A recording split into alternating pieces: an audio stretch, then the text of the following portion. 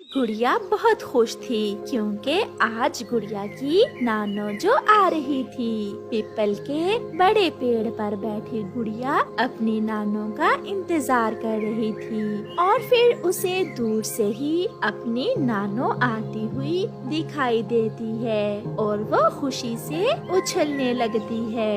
नानो आ गई, नानो आ गई।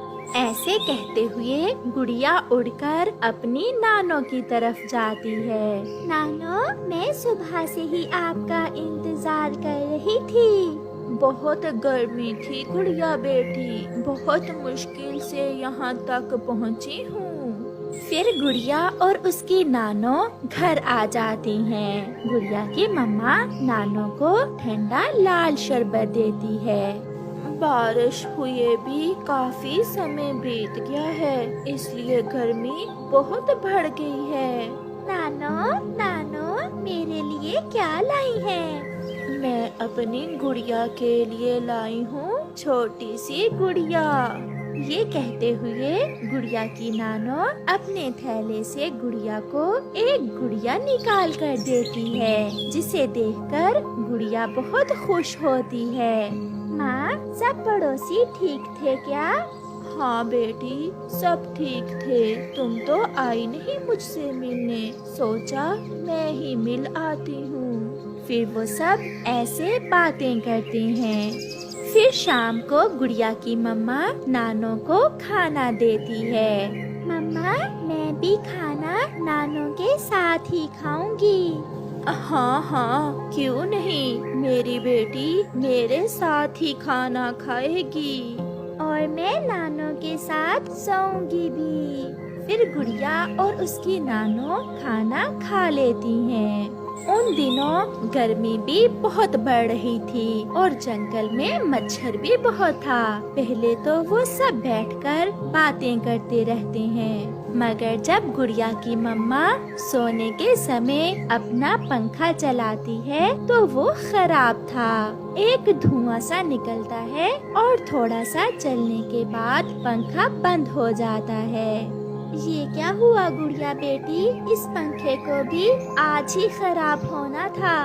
मम्मा, पंखे की तार जल गई है। उधर मच्छर भी नानो के गिर्द गिर्द था।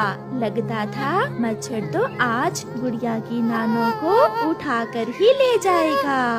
रानो बेटी, यहाँ तो मच्छर बहुत है, मैं बहुत थकी हुई हूँ, कैसे नींद आएगी? आप चिंता न करें माँ, मेरी पड़ोसन कव्वी के घर में एसी लगा हुआ है। आज की रात हम सब वहाँ चले जाते हैं। फिर वो सब गोरी कव्वी के घर चले जाते हैं।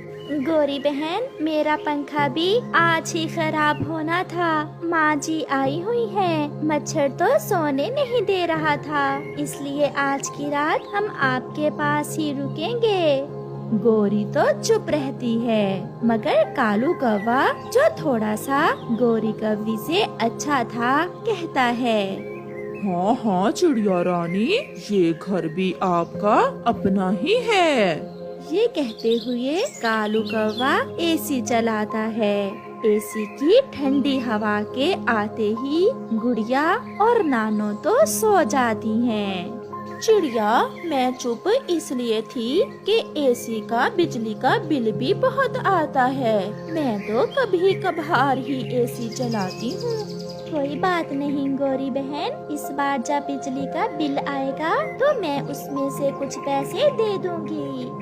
ये सुनकर गोरी कव्वी बहुत खुश होती है। रात गुजर जाती है और फिर गुड़िया की नानो भी वापस चली जाती है। गुड़िया और उसकी मम्मा अपने घर में बैठी हुई थी। गुड़िया आज बहुत उदास थी। कल इस समय नानो रास्ते में हमारे पास आ रही थी। मुझे पता है बेटी, आप बहुत उदास हो, चिंता ना करो, जब गर्मियों की छुट्टियां होंगी तो मैं आपको ले जाऊंगी नानो के पास। ये सुनकर गुड़िया खुश हो जाती है। ऐसे ही कुछ दिन गुजर जाते हैं। अब तो गोरी हर रोज ही एसी चलाकर सोती थी।